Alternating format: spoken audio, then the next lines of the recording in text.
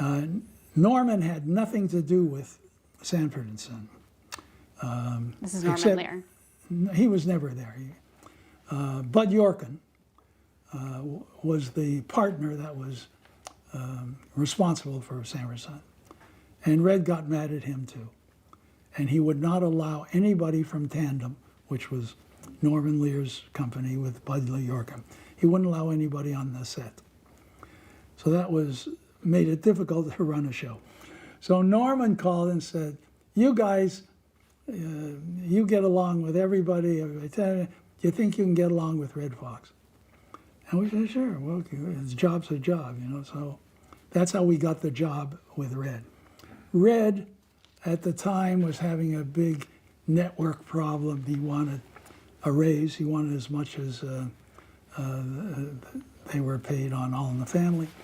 And let me see, he wanted, oh yes, he was getting $19,000 an episode. And he wanted $25,000 an episode. And he wanted windows in his dressing room.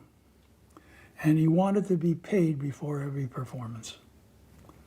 And they said, no, are you kidding me?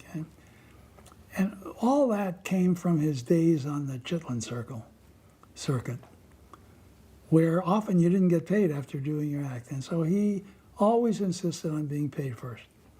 Well, they gave in on the 25 and paying him first, and I think they found him another dressing room, and his strike was over. When we got there, he wasn't performing. He was still holding out. And we had shows done by Whitman Mayo, who played Grady on the show, took his place. We made up some excuse why Red wasn't there. I forget what it was, funeral or something. And that show was pretty successful with Grady.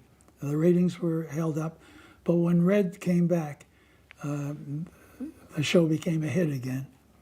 And we got along with him famously.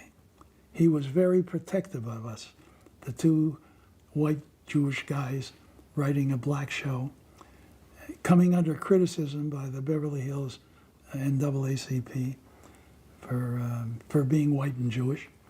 And he stood up for us and convinced everybody that we were the best things for the show, et cetera, et cetera. And we became very close to him. We would, if he had a personal problem, my dog is lost. I know that sounds silly, but he'd call Saul or me at night. My dog got out of the yard. I don't know what to do. We get in the car and go find his dog. And he always had women around and Asians. He liked Asian women, married a bunch of them. But I can't explain how kind and sweet he was. Certainly not the character that everybody thinks of.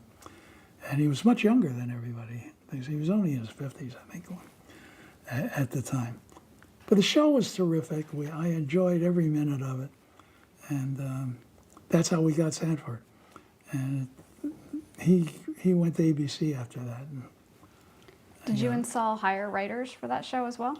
Two. Okay. Two.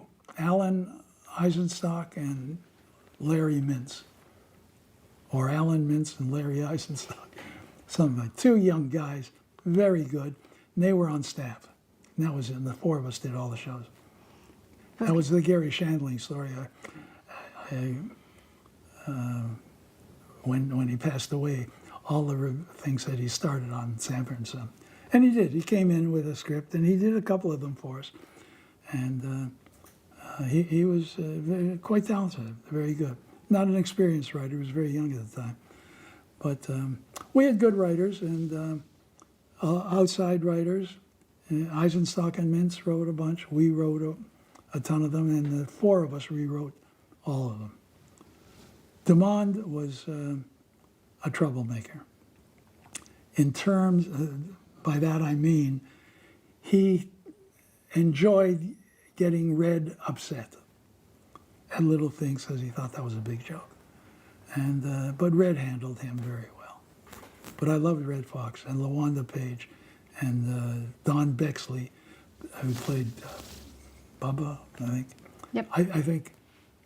And these were all people that he worked with when he was traveling in the South. LaWanda was a dancer, and Bexley was, I think, a comic. Slappy White came on the show a lot. He never forgot his friends, and we loved him for that. Liked him a lot. We worked with some great people over the years, and most of them were really, really special and nice. The odd crazy